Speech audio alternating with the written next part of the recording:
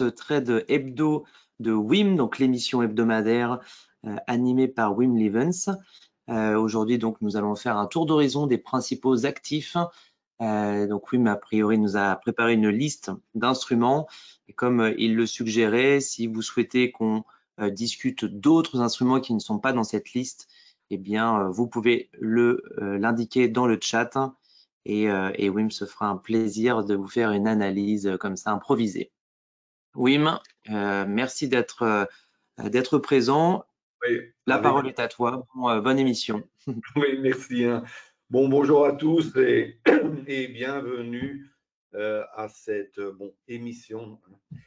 L'idée, je vous le rappelle, c'est pas de vous faire des grandes théories, mais c'est de regarder certains instruments et qui peut-être ont un potentiel pour les journées à venir. Encore, je répète, si vous avez des suggestions, des questions, n'hésitez pas à les poser. Moi, je regarde un peu autour de moi. Il y a évidemment des instruments que je suis au quotidien et je regarde purement sur base de graphiques. Ce n'est pas les nouvelles ou quoi que ce soit. C'est purement sur base de ce que je vois sur le graphique.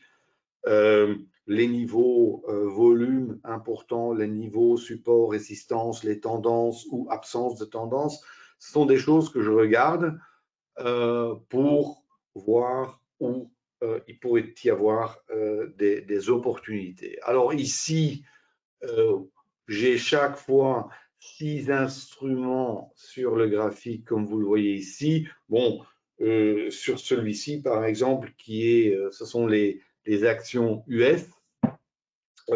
Moi, pour aujourd'hui, j'ai Meta qui est à gauche en bas, Salesforce qui est à droite en bas, et il y a peut-être, pour ceux qui ont du courage, il y a Alphabet, il y a peut-être un short. Je signale juste, j'en parle pas beaucoup, mais que j'avais parlé de Pfizer il y a quelques semaines pour le short. Bon, regardez à gauche en haut, en effet, Pfizer est parti pour un short et c'est peut-être pas encore terminé. Mais on va commencer avec Meta.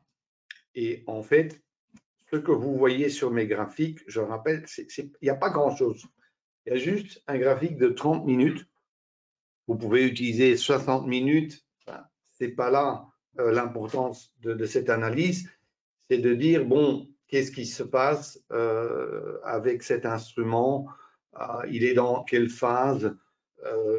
Quel est le mouvement qui serait ou qui serait devant nous dans les journées à venir? Bon, vous voyez que Meta, il a fait un bond énorme il y a 2 semaines. Et là, en fait, évidemment, moi, j'étais plutôt short pour la semaine passée. Maintenant, il a corrigé un tout petit peu. Vous le voyez, en fait, ici, chaque fois, les 2 lignes bleues, c'est une journée, en fait. Et ici, cette zone bleue, qui est le TPO, ou le Market Profile, si vous voulez, qui, en fait, est le temps que Meta a tradé à cette zone. Et en fait, ce qui se passe, c'est que cette correction qui s'est faite, n'est pas très forte. Ça veut dire que quelque part, ce bond énorme que Meta a fait, quelque part, il est en train de l'absorber et il ne veut pas vraiment corriger très loin. Et c'est là, évidemment, que pour nous, il pourrait y avoir une opportunité. Parce que si vous regardez ici, vous voyez mon curseur, les derniers jours, la semaine passée, il a fait un volume. Ce volume, il est important, il est assez concentré.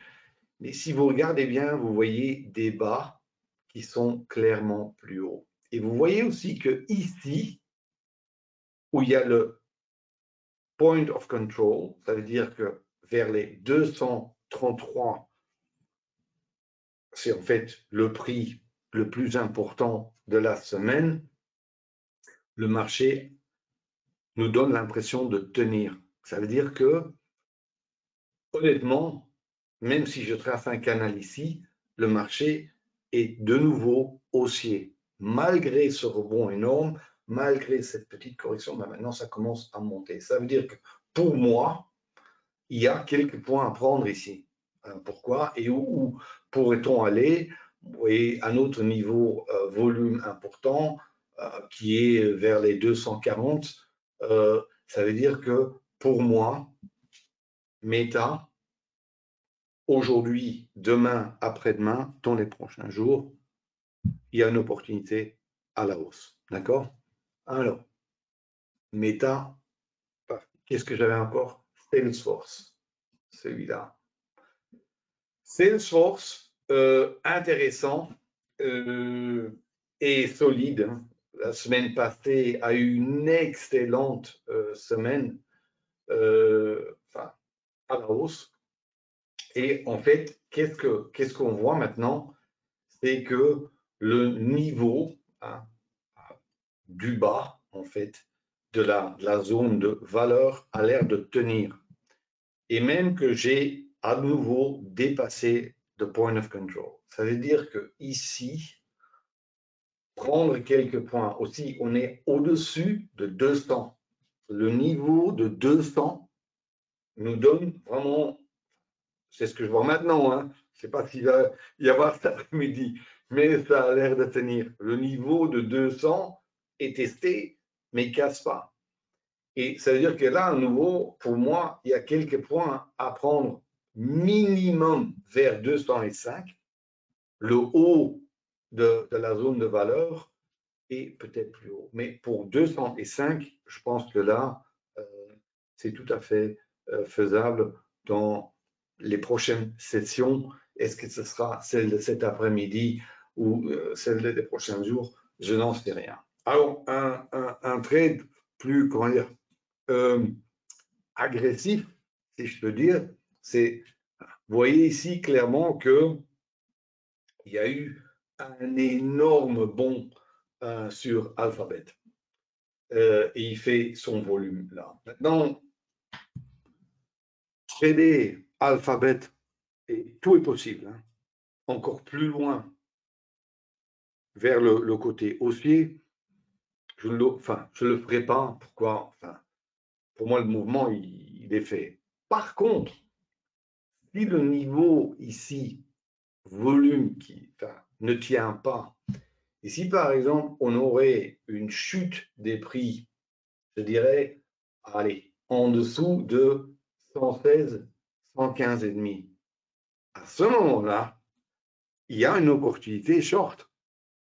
Ça veut dire que, il ne peut pas tenir à ce niveau-là, aussi entre le niveau de 116 et le niveau, allez, je dirais un peu plus bas, 110, il n'y a quasiment pas eu de transaction.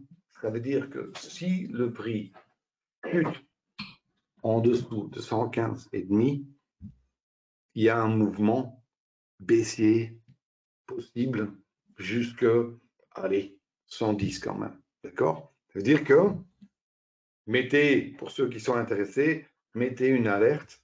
Si le prix chute, je pense qu'il y a une opportunité. D'accord? Allez, là, c'était déjà ça. On continue, hein. Je regarde maintenant les indices. On regarde ça. Et moi, j'avais noté pour les indices, j'en avais deux qui pour moi étaient intéressants. Et apparemment, non, j'en avais trois même.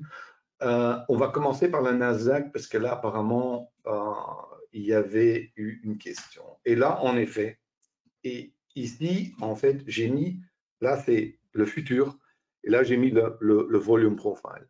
Et là, en fait, bon, il est clair que le Nasdaq, il est assez puissant. Il y a des gens, même la semaine passée, il y a 2 semaines, qui disaient le Nasdaq, faible ou neutre, ou parce que, bon, sur le dos et d'autres. Mais le Nasdaq, c'est un indice spécial, il fait ses propres trucs. Et si on regarde clairement, on voit quand même que la zone de valeur monte toujours. Et ce qui a eu en fait la semaine passée, bon, on a eu ce point de contrôle à 13 300, mais je vous signale que même vendredi où le marché a corrigé un peu, il n'a pas été jusque-là. Ça veut dire, si je trace, allez, le mouvement qui est en cours en ce moment, c'est quand même ça que je vois. Ça veut dire que aussi, il ne faut pas oublier qu'on est au-dessus du haut de la zone de valeur de la semaine passée. C'est-à-dire que, allez, on se trouve plus ou moins à ce niveau-là. Maintenant, encore une fois, je ne traiterai jamais ceci baissier. Je n'aime pas. Non, il est tout à fait possible que le marché cet après-midi corrige un peu, mais de toute façon, si tôt ou tard, dans ce canal, il peut encore passer, aller tester le point pivot, tout ce que vous voulez. Mais si vous voyez des mouvements haussiers et surtout si le niveau de 13 450 casse, il y a de très grandes chances que le Nasdaq ira plus loin.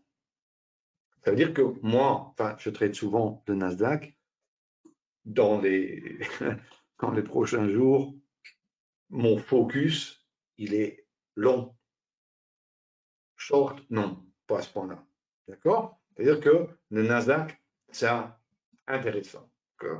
Maintenant, et ça, pour les remarques que j'ai, il faut clairement faire les distinctions entre l'analyse et le trading.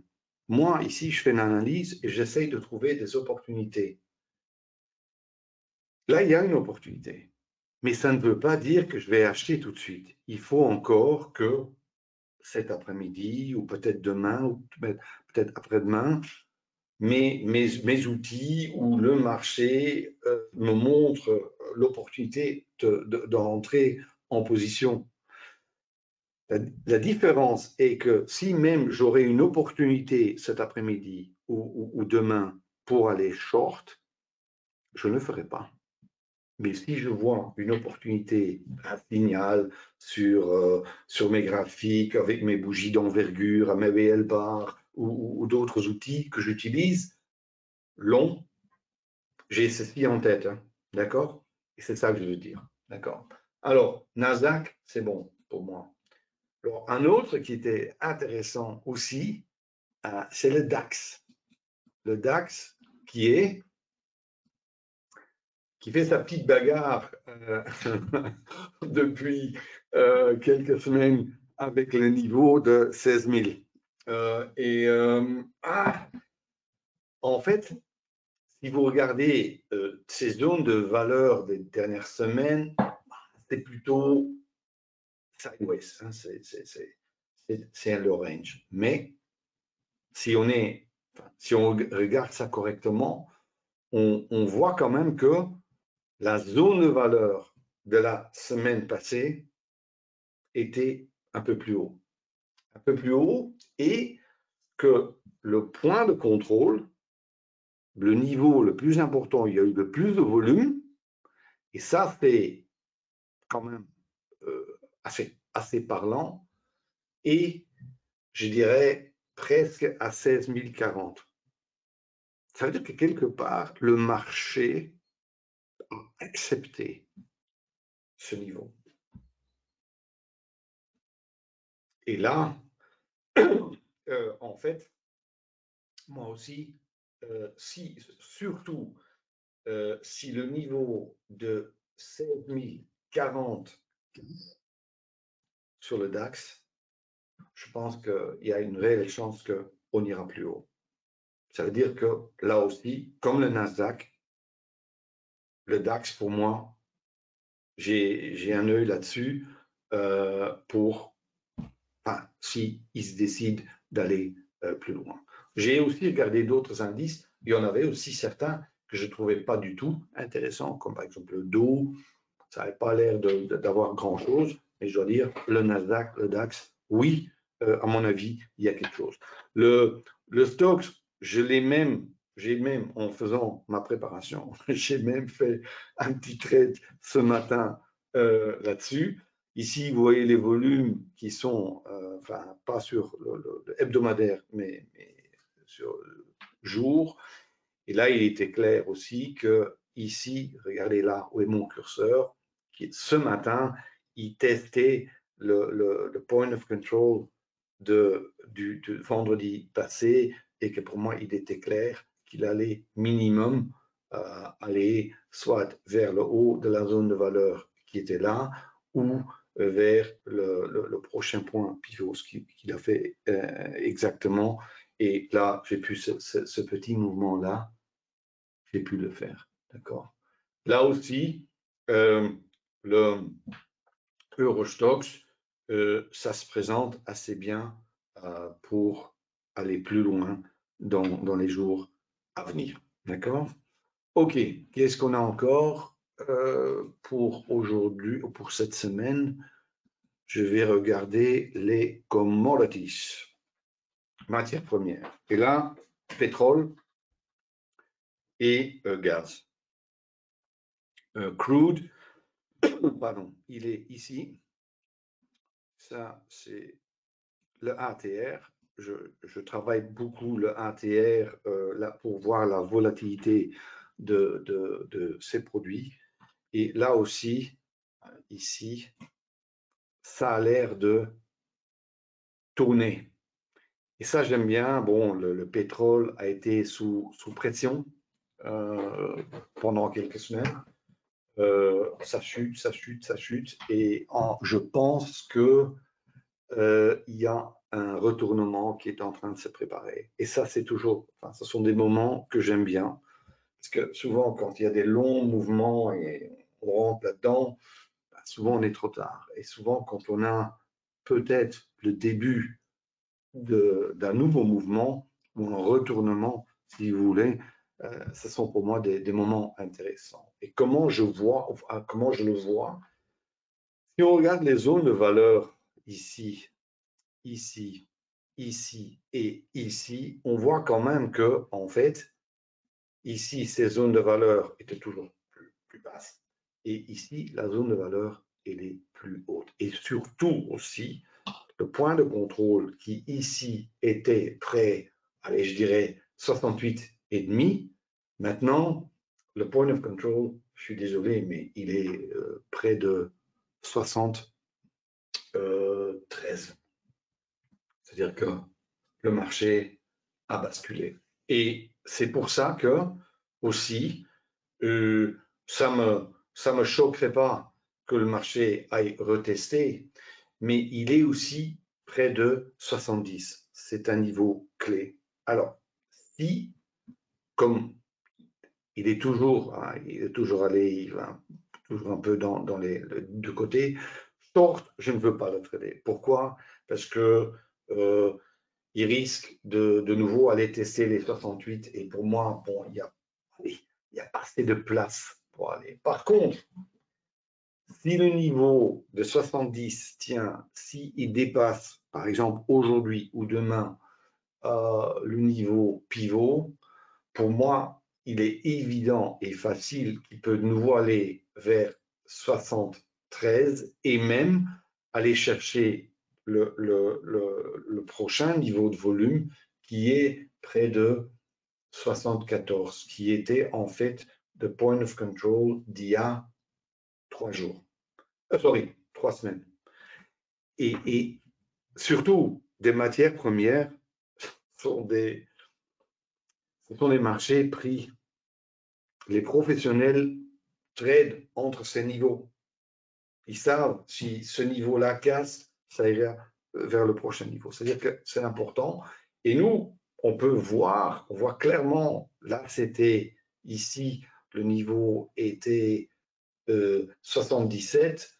Là, l'autre semaine, les niveaux étaient 74. La semaine passée, le niveau était 73, d'accord? Mais même la semaine d'avant, le niveau était 69. Et là, je pense, le marché a basculé. C'est pour ça, si les 70 tiennent, ils dépassent, ça peut facilement de nouveau aller chercher les 73, 74. D'accord? Pour le trader encore plus bas que le 68, non. Pour moi, il faut, je ne le vois pas. Je vois aucun niveau où il pourrait aller. Il me donne l'impression de tenir. Là, par exemple, il a fait des bas comme ici à 67, 68, mais il n'y avait aucun volume. C'est-à-dire que ces prix, quelque part, ont été rejetés. Ils n'ont pas été acceptés. Mais le prix, la semaine passée, de 73 a été accepté. Et c'est vers là, à mon avis, quand je vois, hein, c'est les zones de valeur qui ont l'air de tourner, je pense qu'ici, il pourrait y avoir une opportunité à la hausse. Le gaz, c'est un peu similaire. Là aussi, on voit que les zones de valeur ou la zone de valeur de la semaine passée donne l'impression de nouveau monter. Aussi, on voit que le niveau de 2,18 ici, le point de contrôle, il a l'air de tenir. Et même que le haut de la zone de valeur de la semaine passée, là où était la ligne de pivot aujourd'hui, à 2,25-26, a l'air de tenir. Et là, il ira plus haut. Ce matin, il y aurait déjà eu du mouvement. Le prochain volume, niveau volume, il est là. Près de 2,40. D'accord? C'est-à-dire que là, il n'y a plus énormément à prendre, mais là, le mouvement, il est déjà en route, il est déjà en cours. D'accord? Ce qui me laisse aussi espérer que pour le pétrole, ça fera peut-être la même chose. D'accord? Ok. Alors, qu'est-ce que j'avais encore? Toujours pas de questions, Ravel? Alors, j'ai quelques questions quand même. Ouais. La première, c'est que le petit nuage que tu as, ça correspond à quoi? Rouge et vert. Le nuage rouge, c'est en fait, ça fait partie de mon outil Super5 et j'ai tellement l'habitude de travailler avec, ça m'aide à voir, je dirais, des tendances, si une tendance est en train de se renforcer, si elle devient plus faible, souvent s'il y a des retournements.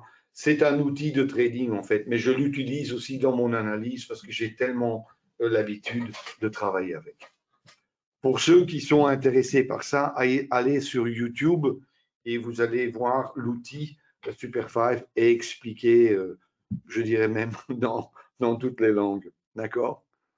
Ok. Alors, juste ici, oui, juste les actions françaises. Et là, j'avais quand même BNP Kering encore. Puis on avait aussi fait quelques analyses.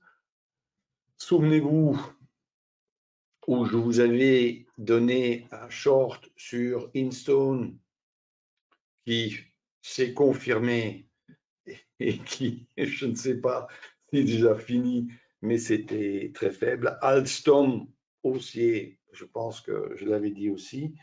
Et pour aujourd'hui, les deux qui m'ont intéressé, le premier était Kering. Et là aussi, encore une fois, ce que j'aime bien, c'est quand j'ai l'impression que le marché pourrait tourner. Et ici, bon, c'était un peu affaibli les derniers jours, mais ça, c'est une action. Et là, j'ai l'impression que le haut de la zone de valeur casse aussi le point de contrôle. Il était plus haut, près de 550. De nouveau, ça veut dire que là aussi, je pense sincèrement que la petite correction en fait qui s'était fait, le petit mouvement pourrait se retourner à la hausse. J'en avais encore un et ça c'était, ah oui, BNP. Là aussi, bon, avec tous les cadeaux que les banques reçoivent de nos gouvernements, bon, évidemment, hein, il y a des banques qui vont bien, et peut-être c'est bien aussi que les banques vont bien, mais bon, ce qu'il y a ici, c'est que clairement, que la semaine passée, que la zone de valeur était déjà nettement plus élevée que la semaine d'avant, qu'on voit clairement que ce niveau apparemment est en train de se consolider, et moi, à partir du moment où le niveau de 59 casserait pour BNP Paribas, à mon avis, on ira plus haut. On ira plus haut de nouveau.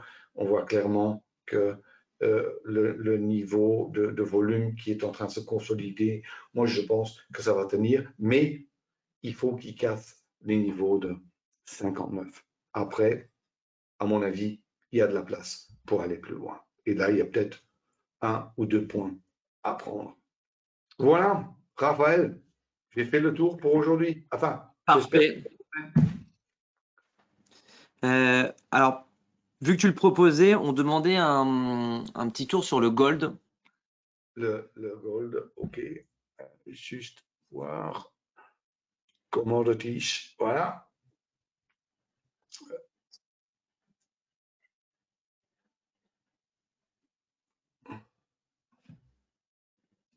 Comme ça. Copper, natural gas, mini crude, gold. Voilà.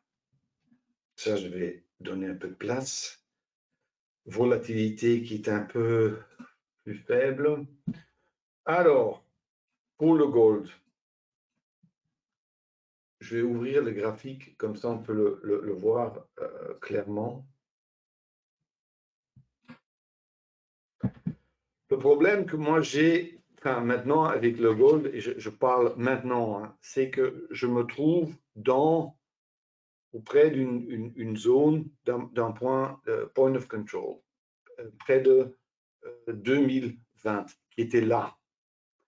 La semaine passée, c'était même un tout petit peu plus haut, 2030, ce qui n'est pas énorme. Et maintenant, on est ici en dessous. Bon, moi, quelque part, je suis un peu coincé parce que je suis près de ce volume. Bon, le trader du côté short, non, puisque bon, il y a quand même le support ici à 2000. Mais comment dire? Alors, autre problème que j'ai aussi, c'est que la zone de valeur qui était très large il y a 2 semaines, qui est maintenant plus fine de la semaine passée, ça veut dire que beaucoup de volume sur peu de niveau de prix, c'est-à-dire que avant de vraiment faire quoi que ce soit ici, j'aimerais que le gold dépasse, bon, je dirais 2045 et même va consolider. En ce moment, pour moi, il est quelque part bloqué entre, allez, je dirais 2040 et 2000. Si on veut faire des petits mouvements tradés entre ça, pourquoi pas? Mais j'ai beaucoup d'obstacles, hein. J'ai ici, d'il y a 3 semaines, à 2010. J'ai ici, je suis à 2025. Là, je suis à 2030. C'est-à-dire que je risque de me cogner chaque fois la tête contre un ou autre niveau. Et moi, ce que je veux, ça ne me gêne pas de trader dans la zone de valeur, mais là, j'ai besoin d'avoir assez de place ou, encore mieux, si la zone de valeur casse, que je peux trader plus loin. Ici, hélas, je n'ai aucun de ces deux. Et pour moi, le gold en ce moment, non, je ne le ferai pas. Pas d'intérêt. Eh bien, c'est très clair. Merci beaucoup, Wim. Et puis, merci pour ce beau tour d'horizon des actifs. Une belle liste avec des actions, des indices, des matières premières. Eh bien, j'espère que, en tout cas, ça aura plu à tout le monde, que ça vous aura aidé voilà, dans vos stratégies, prise de position. On se donne rendez-vous donc la semaine prochaine, hein, comme tous les lundis à 11 h pour un tour d'horizon des principaux actifs dans l'émission Le Trade Hebdo de Wim. Bonne journée, Wim. Bonne semaine. Merci Raphaël. Bonjour à tous. Bonne semaine. Ciao, ciao. À la prochaine. Salut. Ciao.